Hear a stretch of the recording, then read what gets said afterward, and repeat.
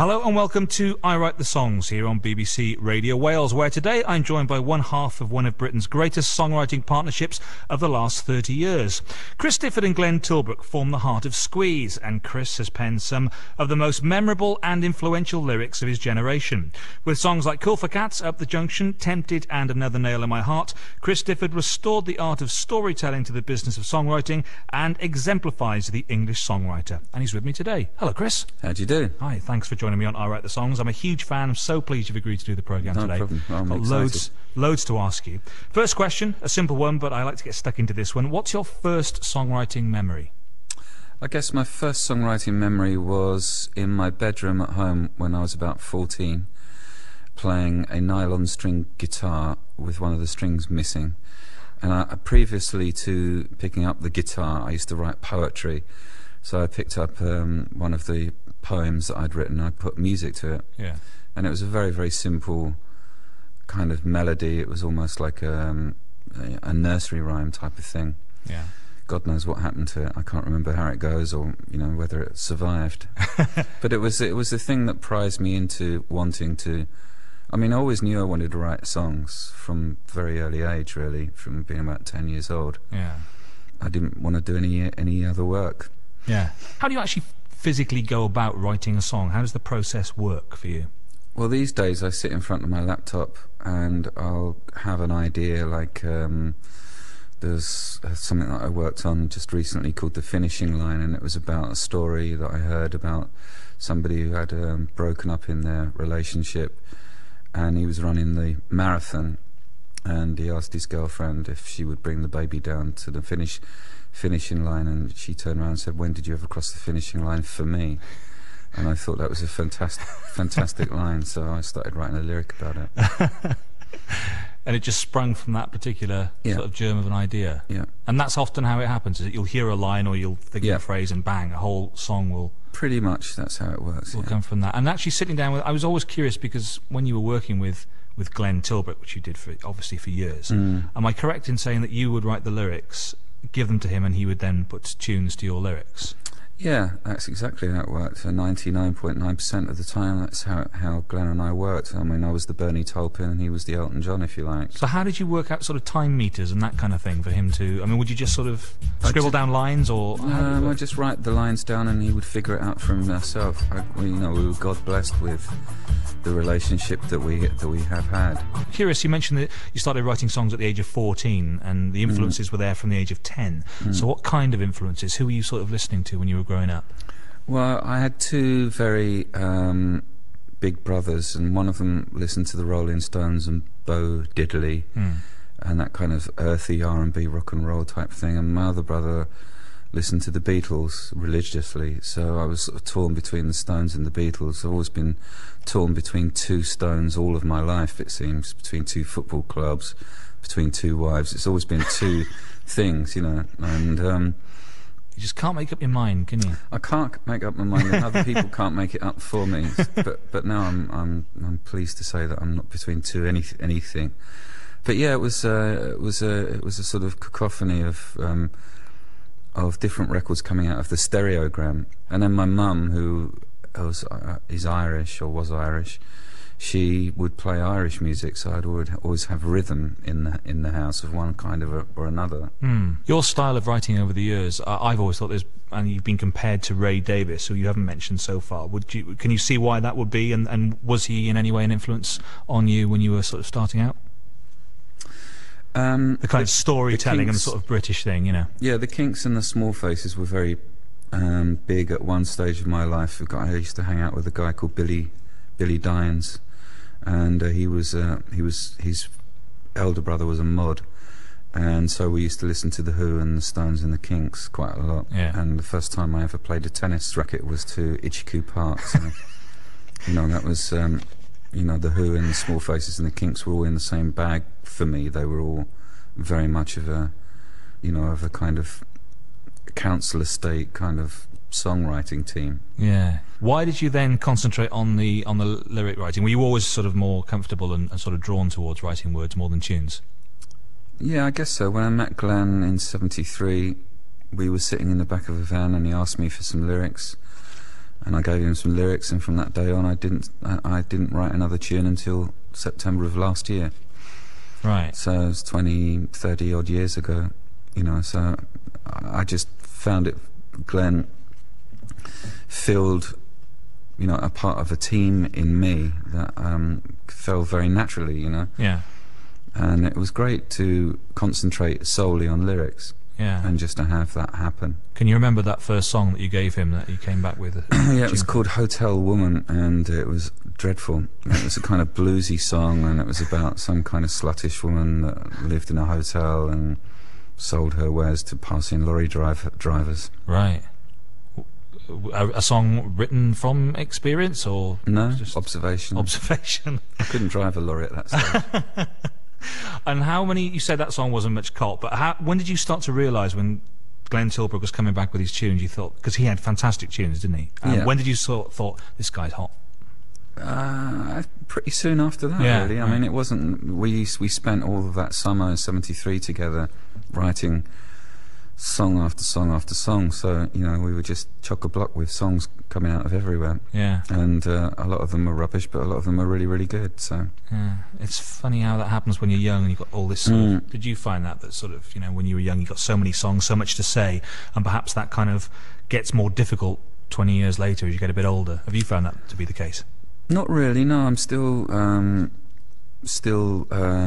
you know, I can still write until the cows come home. But I still enjoy writing. I wish I had more time to do it. And in some ways it's ridiculous that I don't, because that's what I do. You know, but I got out of songwriting when I left Squeeze to manage other people, and that was, you know, something I needed to do financially. Yeah. But now I'm working on my second solo album. I'm back in the lap of the lyric, you know. Yeah, where you belong, really, I think. Yeah. The first hit in 1978 was Take Me, I'm Yours, right in the middle of sort of punk new wave, where Squeeze kind of came along with that whole crop of bands. Tell me about the writing of that song, because the lyrics were quite unusual, especially in that kind of pool of punk bands around. That sort of song I thought was quite unusual, very quirky. How did that song come about, Chris? Well, it was written before. It was written in 1974, 75, I think, and I was staying at my manager's house, and he had lots of pictures on the wall of sort of camels and Arabic scenes and stuff, and for some reason it inspired me to write this song about, you know, going across the desert to greet you with a smile. I haven't got a clue why. I must have been in Fantasyland. Well, in fact, I'm always in Fantasyland. You know, the first time we recorded it was for Polydor Records, I think, down at Rockfield Studios in Wales. Oh, right. And we recorded it with a huge gushing string arrangement of the BBC Symphonia coming down to record, and it never saw the light of day, but it still exists as, you know, the first version. The second version we recorded on our first album. Yeah. We used drum machines mainly, and somebody if I remember rightly, somebody in a white coat came along to turn everything on and off, because we didn't know how it worked. When you've written a particular lyric, when do you know that it's going to be a hit song? Is it when Glenn used to come back with the tune, or when you put it down on paper do you think, oh, it's a cracker? No, I never had that foresight. Right. I didn't know it was a hit until it was going down the chart. Going down the chart? Until it had sort of reached its peak, to be absolutely honest. I mean, I used to enjoy, I think hit songs for me was, you know, some of the best songs that we did live weren't hit songs, but you know, it didn't matter to me. I never ever balanced anything on whether it was a hit. It was always my ambition to be on top of the pops, but above and below that it didn't really matter. Because Squeeze had a history, I think, an unfair history of putting out some great singles that didn't chart. Tempted, in fact, didn't chart, did it? I think it got to about 46 or something, which is extraordinary considering it's such a famous song. Well, there you go. Yeah, that's why I never based anything on that. I'm quite happy to admit that, you know, we've had more failures than we've had hits, and that's absolutely fine. I've never really worried about it. No, absolutely. Have you ever written a lyric and Glenn has taken it away and come back with an absolutely stinking tune to something that you think has been a fantastic lyric? Has that ever happened? And if that does happen, what do you do? It happened quite a lot. But, you know, that was the joy of working with Glenn. You never knew what you were going to get. And Glenn's very articulate musically, and he kind of took the band and our songwriting into places that I didn't really at the time feel were the right places for us to go. However, in hindsight, I think he was absolute genius to do that, because otherwise we'd have sounded just like everybody else. So his individualism really was something that should have been cherished by the other members of the band and never really was.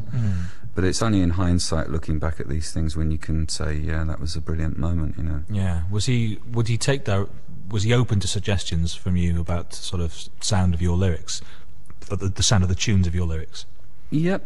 Yeah, I mean, Glenn's got a very, a very open kind of person, really. You can give him a lot of information, and he'll listen to you. In retrospect, I could have given more of myself to the songs. I let Glenn do most of the work for the songs, simply because I guess I was lazy. But I trusted him. I trusted him to take us in all different directions. Yeah. But never had the opportunity to kind of portray, because when you're a young boy, you don't kind of understand feelings. So you just sort of pinball your way around life, you know. Yeah. You're listening to I Write the Songs here on BBC Radio Wales with me, Alan Thompson. My special guest today on the programme is Chris Difford, ex of Squeeze, but still very much a songwriting legend in his own right, and it's a delight to have him on the programme today, and he's chatting about his career in pop music. In 1979 you had 2 number 2 singles, Cool for Cats and Up the Junction. Never had a number 1, but you had a couple of number 2 singles. Cool for Cats was the first of those 2, which was a huge hit, and which you got to sing as well. Yeah, came out of the shadows. Not literally the shadows, but the shadows. Glenn gave me the backing track for that one, and we didn't have any lyrics, and so I sat down and tried to come up with a plot for it. I was watching Benny Hill at the time, and sort of took the idea of the Benny Hill approach to writing songs. You know, what was that? Well, the couplets were all very timed, and there was all, like, if you think about Ernie the Milkman, the way it's sung, it's kind of like how Cool for Cats is sung. So I went in the studio and I demonstrated it by singing it once, and that was the take, and it became the hit. So wow, that's the way it was. So Benny Hill influenced Squeeze. They influenced me. I don't know about Squeeze. And that, the way you wrote that, was a slight change to the normal process then, that the music came before the lyrics? Yeah, we had almost finished the album, completed the album, and we had this one backing track that didn't have a home, but we needed the tempo of the song to make the album click. Lyrically, tell me about the writing of the lyrics, because they're quite sort of sporadic lines, and they're sort of very British lines, I think. So what was the story behind the song? Well, there isn't one, other than each verse is sort of taken from a different story, really. I mean, a different TV show, if you like. So you got the cowboy western first verse, then you got the Sweeney in the second verse. It's just kind of little vignettes of life, I guess. And I was embarrassed to sing it for many, many years, but now I'm absolutely over the moon to sing it. Why were you embarrassed to sing it? I don't know, I just got cheesed off with it. I had to do it every day for like months on end. You kind of get cheesed off with that sort of stuff. Yeah. But now I do it in my set, and it sounds great. Yeah, I mean, it's a classic, isn't it? Really. Did you know at the time when you were releasing that single that it was going to be, we'd be talking about it 25 years later? It's such a great song. No, I didn't even know it was going to get the applause that it did. But once we did that video for it, it kind of all took off. Yeah. I remember the video for it. Girls dancing. Girls dancing, yeah. And I remember reading that you were worried about the BBC were going to ban one line, which the line, and I give the dog a bone. Well, they did at Top of the Pops, and I had to change it. Yeah, pretty boring, really. But we did, just to get on telly. What did you change it to? Give the dog a home. Battersea Dog's Home? I don't know. It was kind of weird. And then you followed up Cool for Cats with Up the Junction. Again, that got to number 2. Yeah, despite what our manager thought. Your manager didn't... He said it hasn't got a chorus, it'll never be a hit. That was Miles Copeland? Yeah. Right. So thanks to Miles, it became a hit. I mean, again, such a great time for singles. Tell me about the writing of Up the Junction. Well, it was influenced by watching plays for today's that used to be on television, short plays that would run up to the news at 9 o'clock, I think they were, on the black and white days. You know, the storyline is basically about a young couple who have a baby, and that's, you know, the sort of there's alcoholism and betting and all sorts thrown in just for good measure, and it seemed to touch the hearts of quite a few people. It's a song that I do in my set now, and I'm kind of I'm realising, for instance, things that I never used to realise about my songs, and one of them is it mentions TV 3 times, and the other thing that I've realised is that the baby was born in an incubator rather than, you know, on a hospital bed. So obviously I didn't know what I was talking about at the time. But it rhymed. But it rhymed, and it got to number 2. Did you get a lot of feedback from people? You mentioned there you think it's a song that a lot of people can relate to, which I guess is true. Did you used to get letters from people about particular songs? And if you did, I mean, you must have done, I guess. How would that kind of make you feel?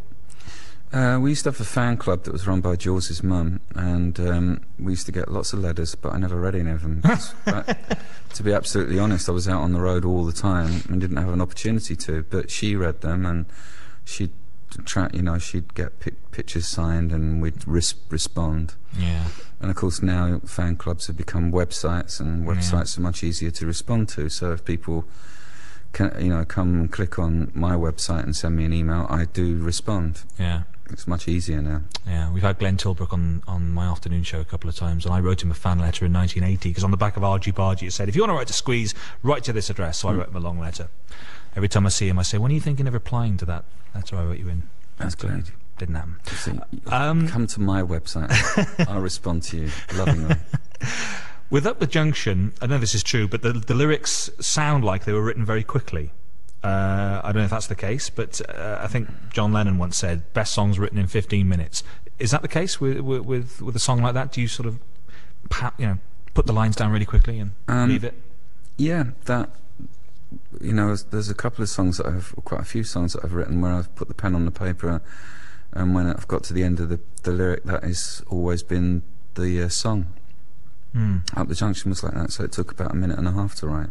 Really? Yeah. Just knocking. Yeah, and Some Fantastic Place from the Some Fantastic Place album was written in the time it takes to write it down, a couple of minutes. Really? Are you not one for sort of going back over your stuff over and over and changing things and? Not if it reads well. No, there's no point. I mean, when I read Up the Junction, it told the story I wanted it to tell, and the same with Some Fantastic Place. There's a minor change here and there, but that was it. Some Fantastic Places. I think I've read that Glenn said it's his favourite Squeeze song, and I know it's a very personal lyric to you. Would you mind telling us the story about Some Fantastic Place? Because that wasn't a hit single, but I mean it's a really, really good song, and I know, as I say, a very personal song to you. Well, when Glenn and I first met, his girlfriend Maxine was responsible for the two of us getting together. She was the one that coerced Glenn into meeting up with me, and she kept prodding him to do that. And for the first 3 or 4 years when we were living together, she was the sort of catalyst for us working. Whenever we weren't getting on, she'd try and mould us back together again, or she just was a wonderful girl. And sadly, she got cancer, and she fought it for a couple of years, and then in 91, I think it was, she couldn't fight anymore. And so the lyric is a tribute to Maxine, basically. Yeah. And I remember after we'd written it, I played it to her mum, and her mum cried her eyes out. It was a very moving moment, It's the sort of least I could do. You listen to I Write the Songs here on BBC Radio Wales with me, Alan Thompson. Chris Difford is my special guest on the programme today, and chatting about his lengthy career in music, and I mean that as a compliment, because you've been around for years, and that's a good thing in my book. During the Squeeze years, occasionally you would write with Jools Holland, a couple of tracks. Why was that, and what was that like? Because you wrote so much with Glenn, but occasionally you'd write with Jools. Yeah, I wrote with Jools because Jools asked me to write him lyrics in the same way that Glenn did. At the beginning it was difficult for Glenn to accept, but Jools, was the third member of Squeeze at that point, really, and had to contribute song-wise to the albums. and I always felt that that I should help him with the lyrics, and he was gracious enough to let me do that. I'm still writing for him, and we've just written a song for his next album, and which is recording now. So we've had a long-standing relationship in the same way that I have with Glenn and many other people that I write with. So it's wonderful working with Jules, because you kind of just give him a lyric, and then the next time you hear it is when it's on the record. There's hardly any changes made to it at all. Yeah. Wrong Side of the Moon was a good one off Argy Bargy. That was a good song. I enjoyed that a lot. Yeah. Did Glenn mind when you gave Jules a couple of lyrics? Was he sort of keeping an eye that you weren't giving him the best ones? Well, he was keeping an eye that I wasn't giving him the best ones. I mean, if I'd given him Up the Junction, he'd been really pissed off, I'm sure. I don't know what Jules would have made of that. Boogie Woogie Up the Junction. Imagine that, yeah. Boogie Woogie version. It can be done, certainly. I think it's fair to say that your first two albums, you were sort of quite a laddish band in many ways. Yeah, we hadn't really grown out of shorts by that time, no. Yeah, but when you got to Argy Bargy, there seemed to be a very different...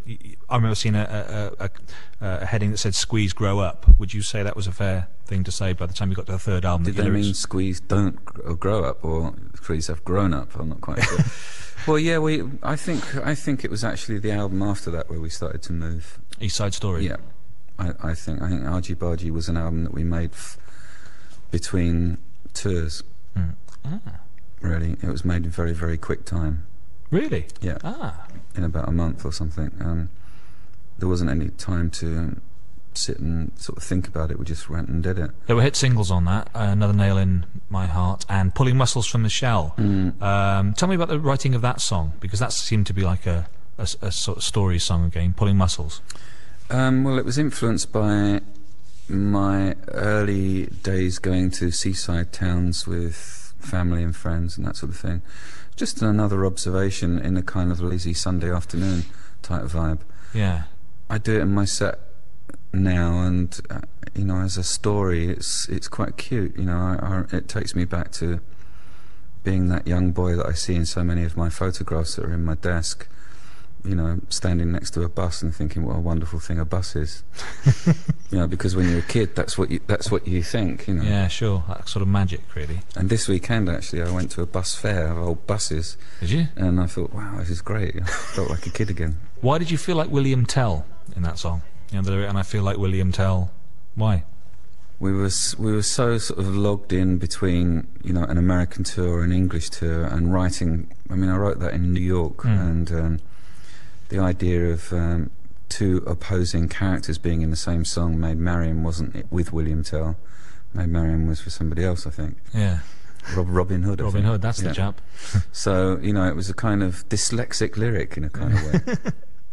Squeeze, of course, were always quite big-ish in America, weren't they? You were always kind of, you did well over there. Why do you think the Americans took to the band so much? When there were such British sort of songs, It's the picture postcard, I always thought, anyway. It's like the Kinks were very big there too, and I think the Americans loved that kind of picture postcard songwriting, or they used to. Yeah. And, they used to love songs like Piccadilly and Goodbye Girl and If I Didn't Love You, and anything that had sort of Englishisms in them. They seemed to appreciate them much more than English people, in actual fact. And we worked very hard there. We did when I left the band, we'd already done about 32 or 3 tours. So that's quite a lot of groundwork to break. And the fruits of our labour were playing Madison Square Garden and doing sort of stadium kind of shows. Yeah. You're listening to I Write the Songs on BBC Radio Wales with me, Alan Thompson. Chris Difford is my guest today, ex of Squeeze. He's got a new album coming out in a few months' time. We'll talk about that later on, but we're chatting about the art of his songwriting today from the lyrical point of view. And I am chatting to him about Squeeze, because I love Squeeze, one of my favourite bands of all time. And in 1981 you brought out an absolute classic album, East Side Story, which you mentioned earlier on. Now, before we talk about the lyrics on that, Elvis Costello produced that album. Why did you get Elvis Costello in, apart from the fact he's a brilliant songwriter? Why did you get Elvis to produce it? Because we were managed by the same manager, and it was his idea. Really? Jake Riviera managed both of us. And he managed Nick Lowe and Dave Edmonds too. And we were one big happy family for about a year. And you know, we went into the studio with Elvis for about 4 weeks, 5-6 weeks I think it was, and recorded heaps of songs. And you know, he was the one that picked out Label with Love. He was the one that decided that Tempted should be sung by Paul Carrack. He was a huge influence on us, and it was a great honour to work with him. You mentioned Tempted. Tempted was on that album. Again, another song that wasn't a hit single, and yet everybody knows it. It's become almost a standard. Really. A radio hit, I think they call it. That's what it is, radio hit, yeah. Tell me about the writing of Tempted. Again, a story song. Yeah, well, I was getting a minicab from Blackheath to Heathrow Airport to go on an American tour, and I wrote it in the back seat. Basically, you know, I drove past the laundrette, you know, on the hill, and you know, I just wrote all of it down. And by the time I got to the airport and the baggage carousel, you know, everything had become clear to me that I was going to be tempted by the fruit of another, because I was going to go on tour. And I didn't really want to be, because I was in love with the girl that I adored, you know. But so it was a kind of a tempting song to write. And a quick song to write again. Very quick. As you say. For me, yeah. Yeah. Did Glenn labour for a long time on the tune? It took him a week to write the tune, yeah. Right. Was that quick by his standards, or...? No, that was long by his standards. Right, okay. Yeah. And why did Paul Carrack sing it? Because he did a great version, didn't he, Paul? Yeah. Great vocalist. Well, it was Elvis's idea. He said, you know, if you can have Paul Carrack in the band, excuse me, you know, a guy with a great voice, then surely he's going to have to sing, you know. Thank God he sang that and not Labelled with Love. Or Is That Love? You know, he sang the right song. Yeah. I mean, in all honesty, there wasn't a better song for him to sing on the album. And what a great voice. Yeah. I mean, it's just amazing. And it became a hit, not in this country, but I think it was a hit sort of in various other countries around the Israel, world. that sort of thing, Czechoslovakia. How did Glenn feel about that after all those years of singing, that then Paul Carrack comes along, joins the band, sings a great song, and it's a hit in various countries? Was he all right about that? Yeah, I think he was generous. Yeah. Glenn's a generous man, you know. He's, you know, when Paul left the band and couldn't tour with us, then he would sing it. So, you know, Glenn got to sing it eventually anyway. Yeah. We had him on this programme, actually, Paul Carrack. What a great singer. Oh, he's top man. Yeah, absolutely. And also off East Side Story, Label with Love was another hit. Got to number 4, I think, that one for you. So again, a top 5 hit single. With a country and western kind of feel. Did you know it was going to be that sort of song when you actually wrote the lyrics for Glenn? No, it was a real shock when Glenn wrote the music to Label with Love, when it came back as a country song, and we didn't really want to cover it. We wanted to give it to somebody else to cover. Elvis picked up on it and thought it was a great tune and a great lyric, and you know, we didn't want to do country and western on that album. It was Elvis who made us do it, in a way, and thank God that he did. Was that just after his country album himself? Around that time, yeah. Went through a country phase. Yeah, so did I, because, you know, he educated me and everything that, you know, I didn't know. I was dumb. I thought country music was The Bachelors. You know, and he introduced me to George Jones and, you know, all the people that I now love.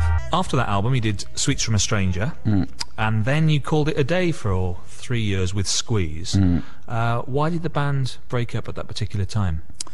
Because we toured ourselves into the ground and we were completely worn out, you know, and we weren't getting on that well, to be honest. The marriage had kind of peaked, and Glenn and I were still getting on and writing songs, and we just felt that we were worn out. That's the absolutely honest answer.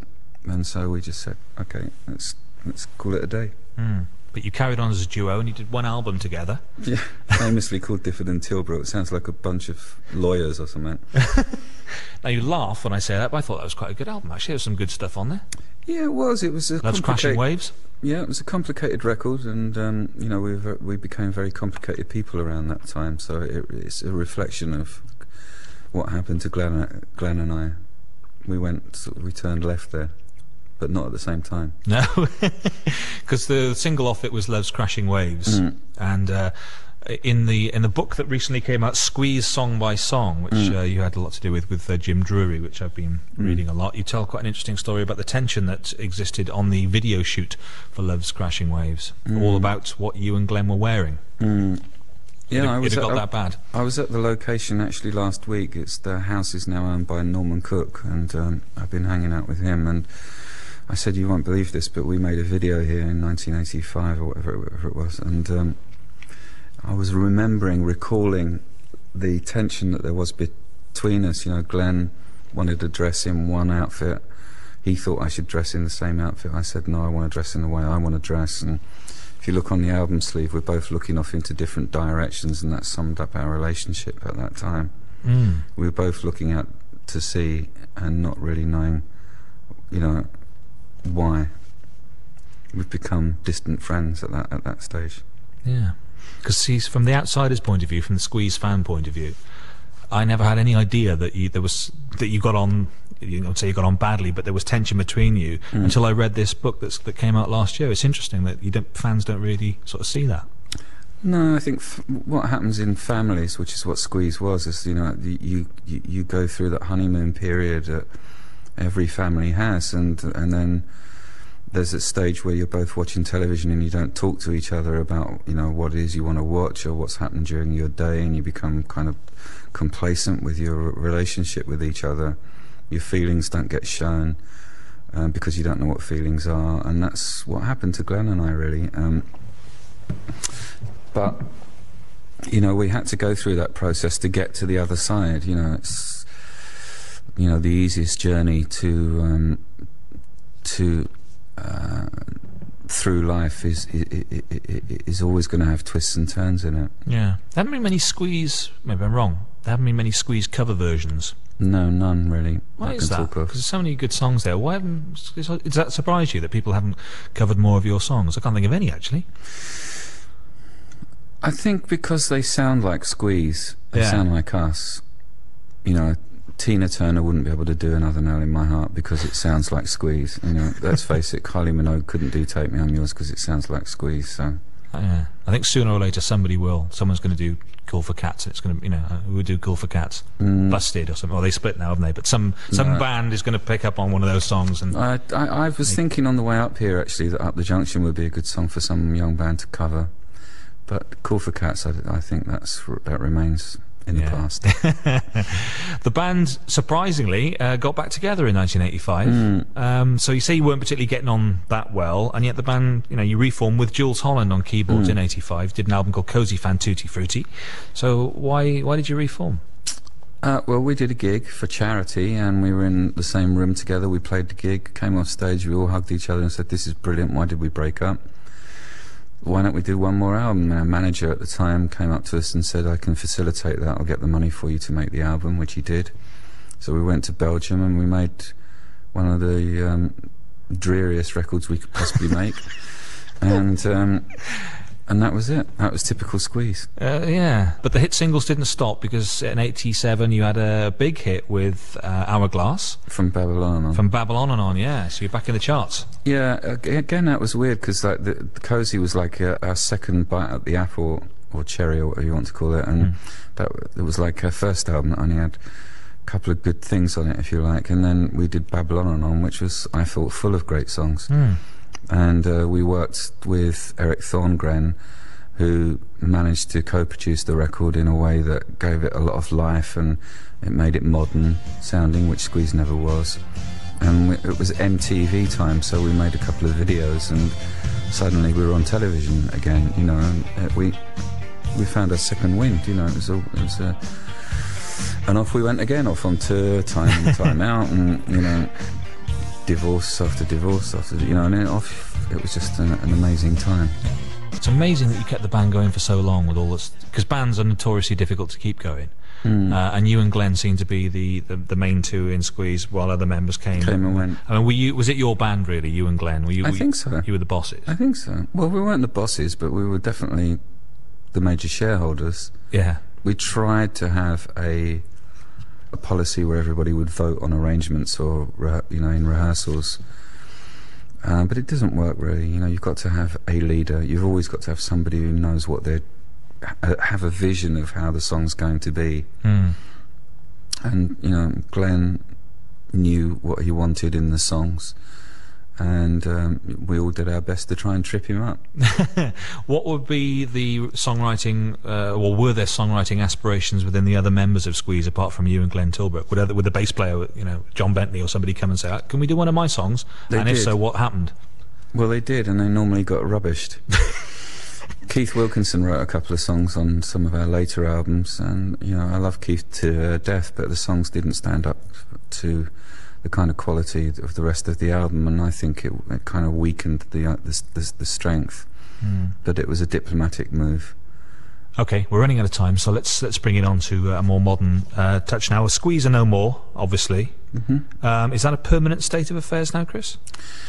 I think so. I think Glenn and I have kind of resolved the issue of wanting to get back what we've had, and I think Glenn has put so much groundwork into his own work and his own solo work that I don't think he wants to go backwards and do Squeeze stuff. I think Jules probably, as his diary's so full, he couldn't do anything in that respect. I'm sure Gilson and Keith would like to do it. Would you like to do it? I would, for the right reasons, yeah. And the right reasons are, for instance, I know there's a big charity event coming up next year, and I'm in the process of writing to everybody in the band and asking them if they could put aside 3 days of their life for this charity gig, and that will be like a one-off. Yeah. And I hope everybody responds in the nature that it's meant to be. Yeah. After so many years of writing with songwriting with Glenn Tilbrook, what was it like when you started writing with other people like Francis Dunnery from It Bites? He co-wrote your solo album. So what was that a liberation, or was it a bit scary, or a bit of both? Well, I've always written with lots of other people. Writing with Francis was challenging, to say the least. I mean, he drove me up the wall in all the best possible ways. He pushed and pushed and pushed me to do things that I didn't think that I could do, and that's what a really good producer should do. Like what? I'm curious to know. Well, to get me to sing in ways that I'd never sung, to write lyrics that I'd never written, would think of writing. And God bless Francis for giving me the strength to come to the front and start singing. And now I can go on stage and feel confident about me for the first time in my life. I've just finished a tour. Yeah. And I can think nothing better now than going on stage and singing. Yeah. Whereas before it was a nightmare. I hated the idea of that. The solo album came out a couple of years ago. Yeah. I Didn't Get Where I Am, which is an absolute cracker if you haven't got it at home. I've got a copy. And on it, there's my favourite song is No Show Jones, which I take to be about you and Glenn. Would I be right in that? Yeah, it was a sort of sideways look at our relationship. The No Show Jones was me, really, because I was the one that didn't turn up for gigs. Towards the end of our career, I just wouldn't turn up. If I didn't think it was right, I just didn't go. Would you tell them, or just not show? Just no show up. And, that would really annoy Glenn. And now I think that's a really awful thing that I did, but I can't question where my headspace was at the time. I went and did it, and I'm very sorry. And I've apologised to Glenn, I think. Has he forgiven you? But he wrote an equally horrible song about me on his last solo album, which I thought was very unnecessary. But it wasn't as good as No Show Jones, so I think I won. There's a new album coming out in September-ish that you're working on at the moment. So have you got tons of songs on the go, Chris, that you have to sort of sift through? I've got 2 albums that I'm manoeuvring into position. One of them is a record that I've written with a jazz trumpet player called Guy Barker, and it leans towards the jazz, although it's not strictly jazz. Beautifully played by a bunch of great players, and it's very challenging to sing without any props. I don't play on it, I just sing on it, and it's been a real challenge. And I'm really proud of the lyrics on this album, and I'm really proud of the music on it, so I'm looking forward to that coming out. So I'm working on that. The other record is a live recording of my storytelling show that I do, and hopefully that will be out around the same time, or I might just give it away with the other album. Yeah. And looking back now over the career, do you recognise the guy who wrote Up the Junction and Cool for Cats? And could you write that kind of song now, do you think? Or do you think, you know, you're older now and you're a different kind of writer? So much has happened to me as a man, you know, from being a boy to being a man, that I've completely changed from that person. You know, that person was on a journey. He didn't know where that journey was going to take him. And it was a wonderful experience to be in a band. It was like joining the Merchant Navy. You know, you went around the world, you got to shag lots of nicer girls. You know, it was a really lovely old time, and drink loads of booze. But now life has slowed down. You know, I'm 50 years old, and it's not slowing down completely, but it's a different, you know, we're cruising at a different pace. And, you know, I like life now. It's harder financially now, but I must say I'm very lucky to be where I am, and I've got to remember gratitude. Yeah, is the thing. Every time I get out of bed in the morning, I've got to be thankful for where I am. Absolutely. Well, I'm a huge fan. Thank you. As you can tell. My final question to you today, Chris, is there one lyric that you've written over the years that you consider to be your favourite or your best or your finest? That's a really difficult one. I guess we did an album called Play for Warner Brothers in the middle of our career, and it was a very dark album, and there's a song called Letting Go on that album, and every time I hear it I get goosebumps, because I think Glenn's music on it is absolutely stunning. It's one of the best songs he ever wrote, I think. And the way he portrayed the lyric, the tension that he pulled from the lyric, I think makes the lyric stronger than it actually is. And for me, I guess that and Some Fantastic Place would be the two songs that I would take to my grave as being my two favourite songs. I Write the Songs was presented by Alan Thompson and featured Chris Difford of Squeeze. And next week at 6:30, you can hear Alan talking to the Welsh singer-songwriter Martin Joseph.